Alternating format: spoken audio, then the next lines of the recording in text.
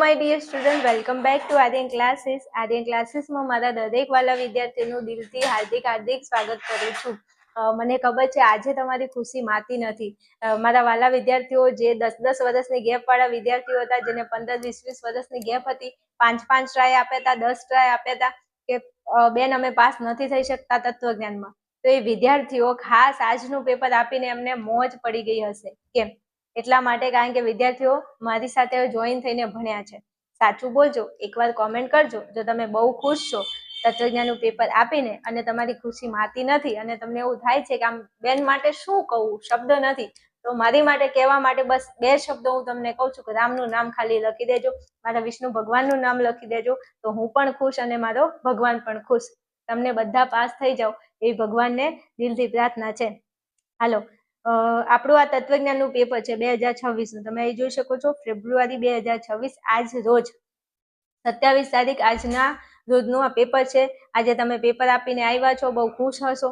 ચલો, વિભાગ એ નું સોલ્યુશન કર્યું છે. 20 પ્રશ્નોની શરૂઆત કરીએ. જે આઈએમપી આપ્યા હતા એમાંથી એક આઈએમપી આગા પાછો નથી. ચલો, તત્વજ્ઞાન અઘરો વિષય નથી. આ વિધાન કયા પ્રકારનું છે? મેં કીધું તું મોસ્ટ આઈએમપી ક્વેશ્ચન છે, પૂછાઈ ગયો છે. જવાબ આપશે સંયુક્ત વિધાન. ચાલો, પછી પ્રશ્ન નંબર આપણો 2 છે. નીચેનામાંથી એકમુખી કારક ઓળખાવો. એકમુખી કારક નિષેધ કીધું તું 1000% મોસ્ટ આઈએમપી. એક પ્રશ્ન એવો નથી કે જે મેં ભણાવ્યો એમાંથી 12 નો હોય. હા, એક પ્રશ્ન એવો નથી. ચલો, પ્રશ્ન નંબર 3. સત્ય આધાર વિધાન અને અસત્ય ફલિત વિધાન વાળી દલીલ કેવા પ્રકારની હોય છે? તો આધાર વિધાન સત્ય અને ફલિત વિધાન અસત્ય, તો એ દલીલ અપ્રમાણભૂત કહેવાય. શું? આધાર વિધાન સત્ય અને ફલિત વિધાન અસત્ય, તો એ દલીલને કહેવાય અપ્રમાણભૂત. હા, મારા વાલા વિદ્યાર્થીઓ કોમેન્ટ કરજો, કોમેન્ટનો ઢગલો કરી દેજો કે બેન આમ શું કેવું એમ. જેવી ગમે ને એવી કોમેન્ટ કરજો મારા માટે, જો તમે દિલથી મારાથી ખુશ થયા છો અને ખરેખર જો મારો વિડીયો, મારી ચેનલ અને હું તમને ઉપયોગી થઈ છું, તો એકવાર મારા વિદ્યાર્થીઓ કોમેન્ટમાં મને જણાવજો કે બેન આજનું પેપર એટલે એના છોતરા પાડી દીધા એમ. કોર્સના વિદ્યાર્થીઓ ખાસ કોમેન્ટ કરજો ને યુટ્યુબના વિદ્યાર્થીઓ કોમેન્ટ કરજો. ચલો, પ્રશ્ન 4. દલીલમાં આધાર વિધાનની સંખ્યા કેટલી હોય છે? તો 1 કે તેથી વધુ. પ્રશ્ન આવી ગયો છે. ચલો, પ્રશ્ન નંબર 5 છે. વિધિવાચક દ્વિધાનુમાનના રૂપમાં સત્યતા કોષ્ટકની કેટલી હરોળ હોય છે? 16 જવાબ આવશે.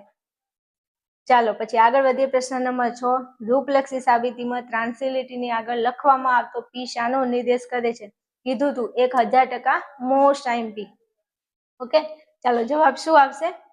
આધાર વિધાન. આ પી છે એ શાનો નિર્દેશ કરે છે? આધાર વિધાનનો નિર્દેશ કરે છે. ચાલો, પ્રશ્ન નંબર 7 છે. સંવિધાનમાં પ્રત્યેક પદનો ઉપયોગ કેટલી વાર થાય છે? 2 વાર થાય છે. કીધું તું ચૂટકી વગાડીને કીધું તું કે સંવિધાનમાં પ્રત્યેક પદનો ઉપયોગ કેટલી વાર થાય છે? 2 વાર થાય છે. ઓકે, હાલો આગળ વધીએ. હા અને ભેદમાં સાધ્ય વિધાન કયું? આ પ્રશ્ન કેટલી વાર ભણાવ્યો, કેટલી વાર? જવાબ આવે હા. જવાબ આવશે હા. ભાઈ, જે વિદ્યાર્થીઓ મારા એપ્લિકેશનમાં ભણે છે, મારું પેપર સેટ ખરીદીને ભણે છે, તો એ મારા વાલા વિદ્યાર્થીઓ, તમે વધારે મારી માટે કંઈ કરો કે ના કરો, પણ તમે જે જગ્યાએ રહો છો, તમારી આજુબાજુ, તમારા રિલેશનશીપની અંદર જે વિદ્યાર્થીઓ 12મા ધોરણમાં ભણે છે, એમને ખાસ આપણી ચેનલ શેર કરી દેજો. 11મા ધોરણના વિદ્યાર્થીઓને તો ખાસ. તો આવતી સાલ આપણે જે પેપર સેટ બહાર પાડીશું, એ પેપર સેટ એ લોકો ખરીદીને ભણશે, તો તમને હાલ જેટલો બેનિફિટ થયો એટલો બેનિફિટ એમને પણ થાય. અને ખાસ તમારી કોમેન્ટ મારા આ વિડીયોની નીચે કોમેન્ટ બોક્સને ભરી નાખજો. હાલો, આગળ વધું છું. વિશિષ્ટ અનુભવિક હકીકતોના નિરીક્ષણ પરથી સર્વદેશી નિયમ તારવવાની માનસિક પ્રક્રિયા એટલે શું? તો જવાબ આવશે વ્યાપ્તિકરણ. ચાલો, પ્રશ્ન નંબર 10 છે. વૈજ્ઞાનિક વ્યાપ્તિના તાત્વિક આધારો કયા કયા છે? તો કાર્યકારણનો નિયમ અને પ્રકૃતિની એકરૂપતાનો નિયમ બંને આવશે. એટલે જવાબ આવશે એ અને બી બંને. રેડી? ચાલો, પ્રશ્ન નંબર 11 ઉપર આગળ વધીએ. અનુમાન પ્રમાણ કયા પ્રમાણ પર આધારિત છે? તો અનુમાન પ્રમાણ પ્રત્યક્ષ પ્રમાણ પર આધારિત છે. રાઈટ? ઓકે, ચલો, પ્રશ્ન 12. મોસ્ટ આઈએમપી મારો ફેવરેટ પ્રશ્ન કીધું તું. આ બધા પ્રશ્નો સોલ્વ કરાવેલા છે, તમને ખબર છે. કોના પ્રત્યક્ષ જ્ઞાનથી અનુમાનની ક્રિયાનો આરંભ થાય છે? તો જવાબ આવશે હેતુ. હેતુના પ્રત્યક્ષ જ્ઞાનથી અનુમાનની ક્રિયાનો આરંભ થાય છે. હાલો, પ્રશ્ન નંબર 13. આધ્યાત્મવાદી દ્રષ્ટિ અનુસાર માણસનું સ્વરૂપ કેવું છે? તો જવાબ આવશે સત ચિત આનંદ રૂપ. શું આવશે? સત ચિત આનંદ રૂપ. ચાલો પ્રશ્ન નંબર 14, સુંદર એટલે શું? તો સુંદર એટલે આનંદદાયક. સુંદર એટલે શું થશે? આનંદદાયક. પ્રશ્ન નંબર 15 છે, ધર્મની આગવી વિશેષતા કઈ? ભક્તિ. કીધું તું. પ્રશ્ન બેઠે બેઠા આવ્યા છે, વિભાગ એમાં તો છોતરા પાડી દીધા છે. આઈએમપી ની તો શું વાત કરું. આઈએમપી પ્રશ્નો એકવાર ખોલીને જોઈ લેજો.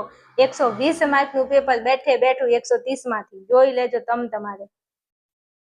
ચલો પ્રશ્ન નંબર 16, ઇન્દ્રિયોના વિષયરૂપ વસ્તુઓમાં આસક્તિનો અભાવ એટલે? જવાબ આવશે વૈરાગ્ય. ઇન્દ્રિયોના વિષયરૂપ વસ્તુઓમાં આસક્તિનો અભાવ એટલે જવાબ આવશે વૈરાગ્ય. ચાલો પ્રશ્ન નંબર 17 છે, જૈન ધર્મના પ્રથમ તીર્થંકર કોણ છે? જવાબ આવશે ઋષભદેવ. જૈન ધર્મના પ્રથમ તીર્થંકર મોસ્ટ આઈએમપી ક્વેશ્ચન છે, તૈયાર કરજો. હાલો 18માં, હિન્દુ ધર્મનો ઉદ્ભવ ક્યાં થયો છે? તો હિન્દુ ધર્મનો ઉદ્ભવ ક્યાં થયો છે? ભારતમાં થયો છે. ઓકે, ચાલો આગળ વધુ. દરેક મારા વાલા વિદ્યાર્થીઓ, તમે જે આજનું પેપર આપીને આવ્યા છો અને તમારું જે જ્યારે રિઝલ્ટ આવે છે, તમારે તત્વજ્ઞાનમાં અથવા તમે આપણા પેપર સેટમાંથી જે પેપર સેટ ખરીદ્યો છે અને જે વિષયમાં તમારું રિઝલ્ટ બેસ્ટ આવ્યું છે, તો તમારે મને તમારો ફોટો, તમારા માર્ક્સ અને તમારું રિઝલ્ટ મોકલવાનું છે. તમારું સરસ મજાનું તમારા ફોટા સાથેનું બેનર બનાવી અને આપણે અપલોડ કરવાના છીએ યુટ્યુબમાં. એટલે જે વિદ્યાર્થીઓ છે જેને ખાસ સારા માર્ક આવે છે, રિઝલ્ટ આવે તે દીની વાત કરું છું, તો તમે બધા તમારો ફોટો મોકલજો. કેમ? બેનર બનાવવા માટે. અત્યારથી કહી દઉં છું. ચલો 19માં, યોગશાસ્ત્રની શાસ્ત્રીય રચના કોને કરી? મહર્ષિ પતંજલિએ કરી છે. ચલો, સાત્વિક આહારથી ચિત્ત કેવું બને છે? તો સાત્વિક આહારથી ચિત્ત સંતુલિત બને છે. ઓકે, ચલો આગળ વધીએ છીએ ફટાફટ વિભાગ બી ઉપર. ચલો, જો તો શબ્દ જૂથ માટેનું પ્રતીક. શરતી મારી સામે જો તો પ્રતીક કીધું છે એટલે આપણે એરો લખવાનું. પ્રતીક કીધું છે એટલે આપણે એરો લખીશું. ચલો 22માં, દલીલના પ્રામાણ્યનો નિર્ણય શેના પર આધારિત હોય છે? તો દલીલના રૂપ ઉપર આધારિત હોય છે. ચાલો 23મો પ્રશ્ન. આ પ્રશ્નની તો વાત જ નથી કરવી. કીધું તું નિષેધ ને નિષેધ આવે તો એમટી લખી નાખજો તમારે. ઉત્તરાંગના નિષેધ પરથી પૂર્વાંગના નિષેધને લગતા નિયમને સંક્ષેપમાં શું કહે છે? તો જવાબ આવશે એમટી. શું કહે છે? એમટી કહે છે. ચાલો 24માં, સર્વ ઉભી છે, આ રૂપ કયા પ્રકારના વિધાનનું છે? તો જવાબ આવશે સર્વદેશી વિધિવાચક.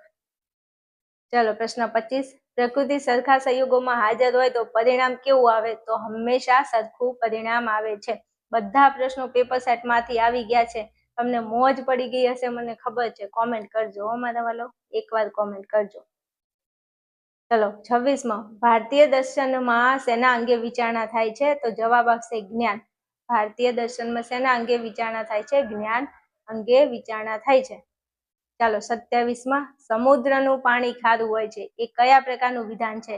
તો જવાબ આવશે હકીકત લક્ષી. ત્યાં ખોટું લખાઈ ગયું છે, હકીકત લક્ષી જવાબ આવશે. સમુદ્રનું પાણી ખારું છે તો જવાબ શું આવશે? હકીકત લક્ષી વિધાન. રેડી? લખજો. ચલો 28માં, માનવ ધર્મ પુસ્તકના રચયિતા કોણ છે? જવાબ આવશે રવિન્દ્રનાથ ટાગોર. આ પ્રશ્ન મોસ્ટ આઈએમપી કીધું તું પૂછાય છે. ચલો 29માં, બૌદ્ધ ધર્મના સ્થાપકનું નામ શું છે? જવાબ આવશે ગૌતમ બુદ્ધ. દરેક વિદ્યાર્થીઓ તમારા કેટલા માર્ક આવ્યા છે એમાં અને બીમાં મને કોમેન્ટની અંદર જણાવજો. ખાસ એટલે ખાસ જણાવજો કે તમારું પેપર કેવું ગયું છે, તમારે કેટલા માર્ક આવ્યા છે, મને કહેજો. હાલો 30માં, યોગ કયા પ્રકારની જીવનશૈલીને પડકારે છે? તો સંઘર્ષપૂર્ણ અને હકીકત લક્ષી. સંઘર્ષપૂર્ણ અને હકીકત લક્ષી. ઓકે, આગળ વધુ એ પહેલા દરેક મારા વાલા વિદ્યાર્થીઓ કોમેન્ટની અંદર લખજો આર્યન ક્લાસીસ સદા સહાય દે. એટલે મને મજો પડી જાય, હું ખુશ થઈ જઈશ. હું એ રાજીન મારો ભગવાને રાજી. તમારા બધા પેપર સુપર ડુપર હિટ જવાના છે, ભગવાનને પ્રાર્થના કરું છું. હાલો, અહીંયા તમારો વિભાગ સી છે. પ્રશ્નો જોઈ શકો છો, મસ્ત પ્રશ્નો પૂછ્યા છે. અહીંયા કૌંસવાળા પ્રશ્નો છે. ચલો, આ ખાલી જગ્યા તમને આપેલી હતી એ જ પૂછાય છે, મસ્ત છે. આગળ વધુ ફટાફટ. જો આ કીધું તું કે આ સોપાધિક સંવિધાનનું રૂપ પૂછાશે, પૂછાઈ ગયું. સંવિધાનમાં ફલિત વિધાનમાં કયા પદો? પૂછાઈ ગયું, કીધું તું. ચાલો પછી સંવિધાનની આકૃતિ તેના નામ કીધું તું, મોસ્ટ આઈએમપી છે, કીધું તું. જે.એસ. મિલ, આલ્ફ્રેડ બેકન સાદી ગણના મૂલક વ્યક્તિને શું કહે છે? કીધું તું. આ પ્રશ્ન આવી ગયો તો, આ પ્રશ્ન આવી ગયો તો, આ પ્રશ્ન આવી ગયો તો, આ પ્રશ્ન એક કે પ્રશ્ન બાકી જ નથી. તમે આખું પેપર ઉઠાઈને જોઈ લો, એક અને ક્રમ નથી બદલ્યો. તમે જુઓ પ્રશ્નોનો ક્રમ નથી બદલ્યો મારા વાલાઓ. કીધું એમાં આ પ્રશ્ન તો મારા વાલા શું કહું તમને, શું કહું એના વિશે, આ પ્રશ્ન વિશે હું શું કહું, આ પ્રશ્ન વિશે હું શું કહું, કોઈ શબ્દ જ નથી બોલવા માટે. આમ કેવાય છાતી ઠોકી ઠોકીને કીધું છે એટલે કરી લે, તૈયાર કરી લે, પરીક્ષામાં બેઠું હશે પણ તમે મારી વાત સાંભળી હશે ને તો.